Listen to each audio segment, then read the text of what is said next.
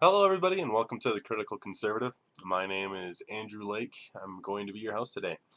Now, with everything going on in the world, it seems like it's almost impossible to keep on top of the news, figure out where we're going, and where this virus is headed in terms of affecting Americans and the rest of the world at large. There's a lot of accusations being thrown about on both sides. Conservatives accusing socialists of finally getting to live their dream of full-on socialism due to the empty store shelves, and socialists accusing capitalists of deserting their prime ideology as soon as the going gets tough. Now, whether or not any of these claims are true is another matter, but it's something that we're going to consider in this podcast. Additionally, we're going to talk about the different groups and the types of quarantines that we may be seeing going into the future. So hopefully we'll be able to provide a relatively roundabout discussion that everybody can kind of get behind, understand, and sink their teeth into as we face this threat together and hopefully come a little bit closer to a sense of unity as a country and as a nation. Now, first thing, we're going to start with some housekeeping issues. The reason why we started this podcast was mostly as a means of reaching out to a different demographic than is usually the one that is dedicated to sitting down and reading tedious articles like the ones that I've been writing on my website. Hopefully most of you have been enjoying them, and many of you may be coming to this podcast because of the kind of writings that we've been putting out on the website. But this should hopefully open it up into a new demographic. It should also be a little bit easier to consume. We want these to be relatively short, not super long. We want them to be full of commentary and information. And we want to be able to provide a sense of understanding in a relatively little amount of time. And so, if you want to contribute to this, if you want to help write articles, if you want to contribute to the Critical Conservative website, which I started with my wife, then feel free to reach out to us, let us know. One of the reasons why we're calling this podcast The Critical Conservative, named after the website, as I've mentioned, is because we want to disassociate this movement, this project, from who I am personally. It doesn't really matter who I am. All that matters is that we have the opportunity, collectively, as a group of individuals, as a society, as a community, to really get our ideas out there, to verbally criticize and be comfortable with reviewing and scrutinizing the beliefs and ideologies of our own parties, of our own heroes within the intellectual and ideological circles that we find ourselves in. And so, if you feel like you want to join our team, you want to help criticize conservatives and others, by conservatives and others, then feel free to reach out to us and we'll review what it is that you'd like to contribute and hopefully help you do it. Now, let's go ahead and get into this accusation of conservatives abandoning capitalism in our time of need. Suddenly the going gets tough and the conservatives become socialists. And then we'll also briefly look at why accusing the negative effects of what's happened to our economy as a comparison, an equivalent to socialism, is also somewhat disingenuous. But first, a lot of people seem to have a problem with the fact that conservatives are willing to sign this new relief package, quote-unquote relief package, partly because a lot of us opposed TARP, which was what Obama put forward after the 2008 housing crash. And so it seems like we've been somewhat hypocritical. Why are we suddenly willing to afford tons of money out to small businesses, large businesses, of course, and individuals now that we actually have a crisis on our hand? And the simple answer is because we treat crises differently than we teach everyday life, right? It's not socialism to band together to fight a common enemy that's so overwhelming like the coronavirus. There's a difference between a wartime economy and a peacetime economy, and there should be.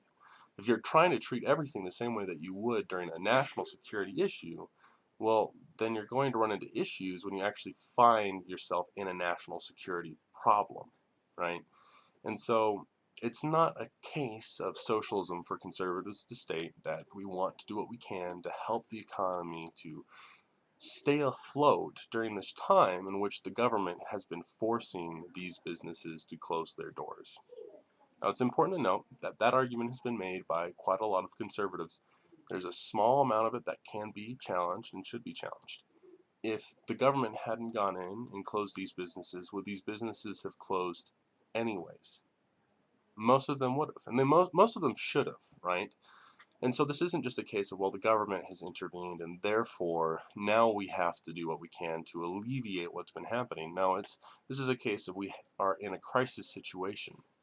And because we are in this crisis situation, regardless of whether or not the government intervened, a lot of these businesses would have closed down for a small amount of time, or their workers simply would have quit. The issues that we see where very few people, and I see a lot of socialists making this argument that it's ironic that individuals should have months and months of savings, but businesses should not. I see a lot of these people making these claims, and you know what, they're right.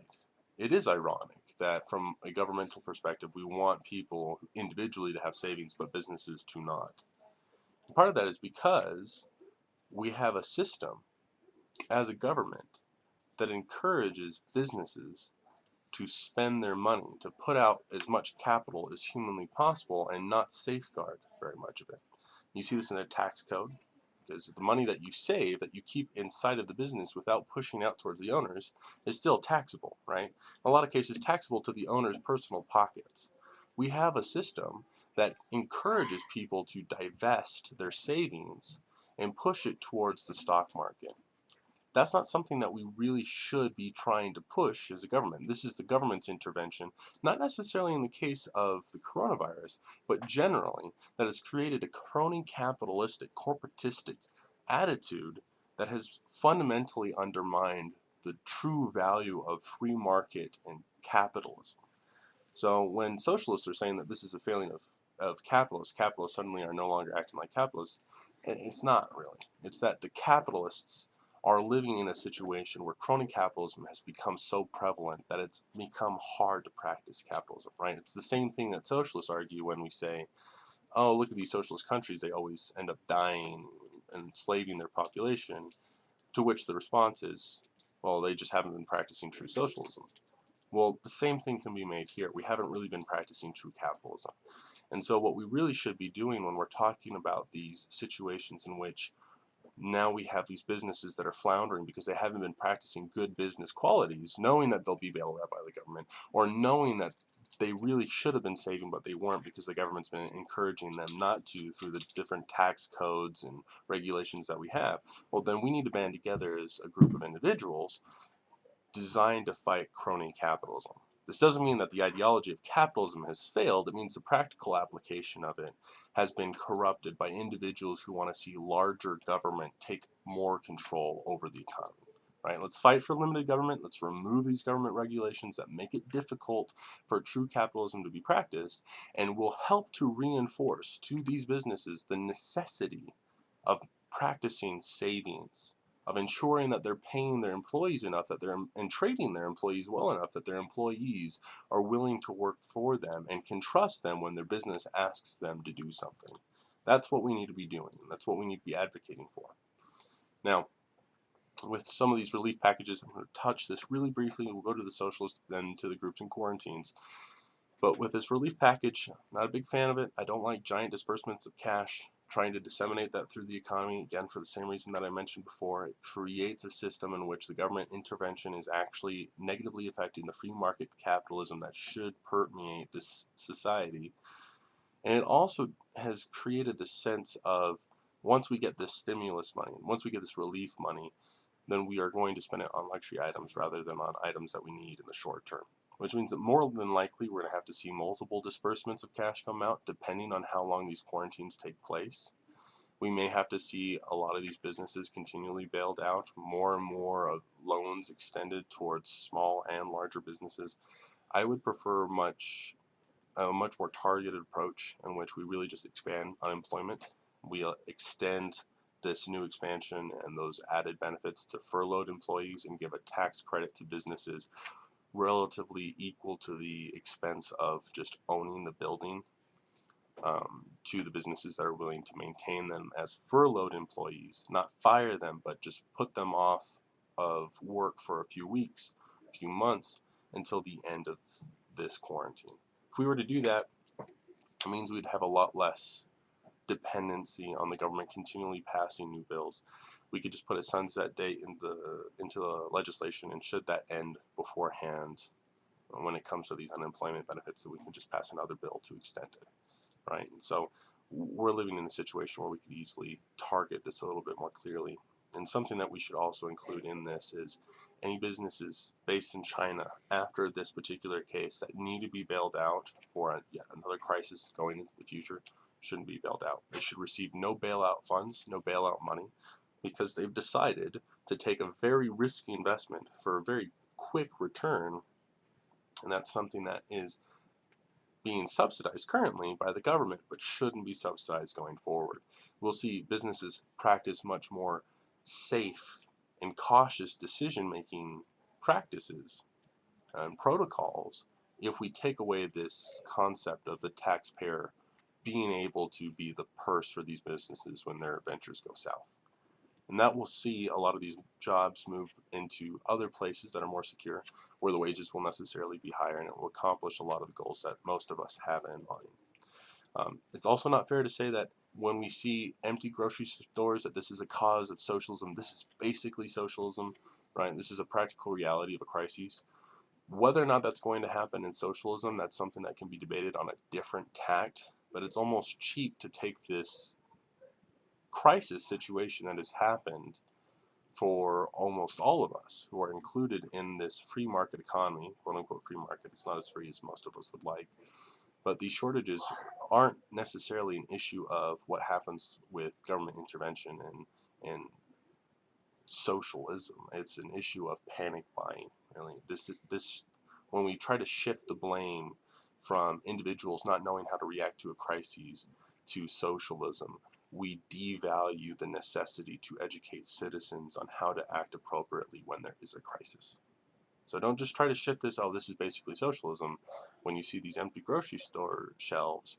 Say, no, this is a crisis, and clearly our population is not adapted well nor educated well enough to help them reach the necessary level of security and confidence to not panic buy. So some important things to consider about this socialistic, capitalistic argument that's still ongoing even through the quarantine. And let's go ahead and talk about these quarantines and where we may be headed. You guys all know the different groups that we've got going on. You have those that are relatively healthy and uninfected. They're not going to suffer even if they do catch the virus. We've got those individuals that are at risk and uninfected. We want to make sure they don't get infected because they're most likely to suffer. This group, from what we know currently, we don't have all the information that is possible to be gleaned, but from what we know currently, this group consists of individuals that are the elderly. For the purposes of this podcast, we're going to say 50 years and above. 49 and below tend to have a much lower chance at fatality if they were to catch COVID-19 from the SARS-CoV-2 virus. And so we're going to say the elderly, 50 and above, and those with pre-existing conditions. Anyone who obviously has cardiovascular disease, upper respiratory illness, things of those natures, those who have been smoking, they're the ones who are more at risk. Then we have their converse, like the inverse of these groups. We've got the individuals that are infected and healthy. We see apparently from an Icelandic study, and it's sort of being supported by a new study that just came out of Chicago literally a couple of days ago, that has demonstrated that around 30 to 50% of everybody who has been tested, including those who are not showing symptoms, obviously, end up being asymptomatic carriers or have already received the virus and have fought it off, right? The Chicago study shows that 30 to 50% of everyone who was tested at that hospital had either had the virus previously and fought it off, or was fighting it off and was asymptomatic. Iceland, who is testing literally every single one of their citizens, found that 50% of them that were tested were asymptomatic carriers of the SARS-CoV-2 virus. So this group is potentially a much, much, much larger demographic than we thought. Not only does it have all the asymptomatic carriers, but it has all of those who have mild illnesses, which is around 93-92% of all cases of COVID-19 that have symptoms, right? So huge group, much larger than we had originally thought. It seems to only be growing. This is good. This group is not the one that contributes to the curve. This is the group that, because they don't require medical supplies, that because they're not a drain on the medical systems, they're able really to continually go forward in their days, continue in their regular routine, insofar as you can have regular routine during quarantine, and come out of it relatively okay. You know, their illness might hurt, it might be something that's difficult for them to swallow and overcome, and we hope that they get better, we hope that they do well, but they're not really those that require hospitalization. They're not the ones that contribute to the curve. The ones that do contribute to the curve are those that are infected and at risk. As we mentioned before, pre-existing conditions, the elderly. This group is the group we want to minimize as much as possible. It's the reason why we're quarantining, to prevent the uninfected at risk from becoming infected at risk. And that leads to the three different scenarios, which we'll touch on very briefly. Scenario 1 being the scenario that we're in right now. It was modeled by China, similar to what everybody is experiencing worldwide, with few exceptions. Everyone is quarantined. We don't know who's infected. We are unwilling to commit to deciding what groups definitively are at risk, and so we're going to keep everyone separated. This will prevent the spread of the virus. A lot of conservatives are saying, well, this doesn't account for herd immunity. And that's only true insofar as the vaccine has not been developed. As soon as the vaccine is developed and disseminated, which can be difficult to do, I'll grant you that. It can be very difficult to do when everyone's on complete lockdown. But as soon as that vaccine is disseminated amongst the public, there will be herd immunity. As soon as you hit that critical mass, which is around 90% for most diseases, you will have a herd immunity. It'll just be provided by the vaccine rather than the disease. And so the biggest issue really with scenario 1 of a total quarantine isn't necessarily the herd immunity issue. It's the fact that people eventually just won't deal with it anymore. You can only keep a populace contently quarantined and self-isolated for so long before they start to rebel. And we've seen that with college students. We're seeing that with this new conservative trend. Everybody wants to get the economy open. A lot of people are worried about their jobs. And as time goes on and we find out that more and more people are asymptomatic carriers or who have already fought off this this COVID-19 disease, more and more people are going to recognize that this doesn't affect me nearly as much. And maybe they don't know anyone or interact with anyone regularly in those at-risk groups. And so it's easier for those people to justify flaunting quarantine rules for their own personal advantage, especially if this drags on past 5 or 6 months. And so from a logistics point of view, this scenario 1 is not a great option. It's the best option for the medical point of view, right? The best option would be to put everybody in hamster balls and have them roll around, and that would be great. It would help to prevent the spread of this disease, but it wouldn't be feasible. People just wouldn't put up with it. So scenario 2 is one that we've seen modeled pretty effectively by South Korea. It's being modeled well by Iceland. It's basically testing everyone consistently and regularly and separating the infected from the uninfected, right? We want to separate the at-risk group from anyone who has the disease. And if you can do that effectively, you're you're kind of pushing down that curve. And so this is good in the sense that it allows for portions of your economy, portions of your society to open back up. There's less angst. People are much more likely to follow what the government asks because they're asking less of them. And so this is an incredibly popular idea until you recognize that there's a lot of political kickback to it.